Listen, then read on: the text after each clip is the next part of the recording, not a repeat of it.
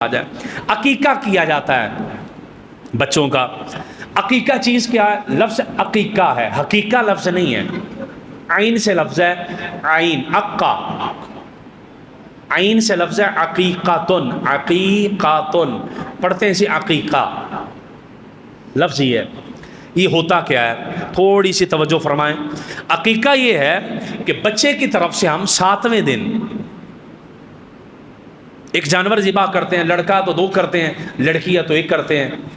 7ویں دن جو شرعی طریقہ ہے کہ بچے کا 7ویں دن نام رکھا جائے، اس کے سر کے بال اتروائے جائیں جسے ہم چنڈ کرتے ہیں کہتے ہیں، لڑکا تو اس کے ختنے کروائے جائیں جسے ہم سنتیں کروانا کہتے ہیں، اور جو اس کے سر کے بال ہیں ان کے بالوں کے برابر چاندی صدقہ کریں، یہ افضل ہے۔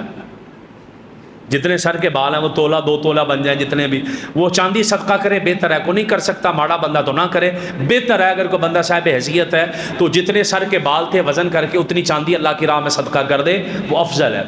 7ویں دن اس کا نام رکھا جائے، 7ویں دن ہی اس کا عقیقہ کر دیا جائے۔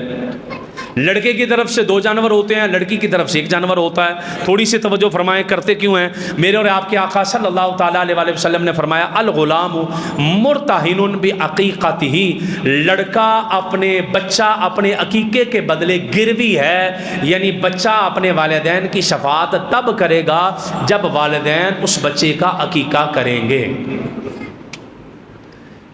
لیکن یہ بھی صاحب حیثیت پہ ہوتا ہے، ہر بندے نہیں، سنت ہے اس کے لیے بھی، صاحب حیثیت کے لیے بھی سنت ہے، ہر بندے پہ عقیقہ نہیں ہے۔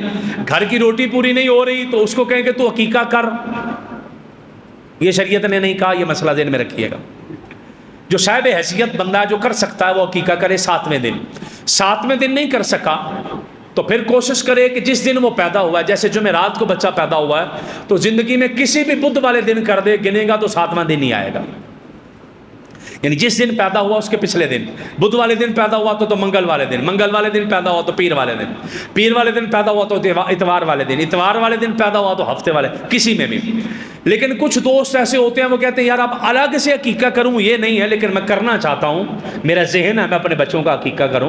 تو شریعت نے ان کا ایک اور بھی طریقہ رکھا ہے کہ قربانی کا جو جانور ہوتا ہے آیا اس میں عقیقے کے حصے رکھے جا سکتے ہیں کہ نہیں رکھے جا سکتے۔ یہ میرے پاس فتاوی رضویہ موجود ہے اور بے شمار کتابوں کے حوالے اس کے اندر موجود ہیں، آپ دیکھنا چاہیں تو اس میں لکھا ہوا ہے کہ قربانی کے جانور کے اندر عقیقے کا حصہ رکھا جا سکتا ہے۔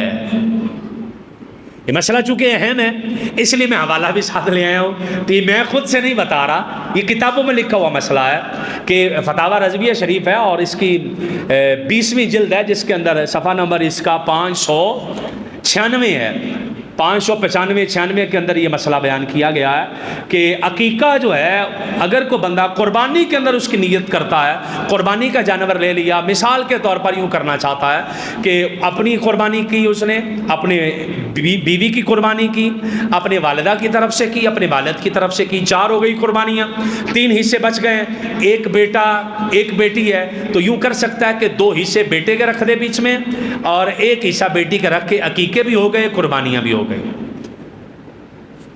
عقیقے بھی ہو گئے، قربانیاں بھی ہو گئے۔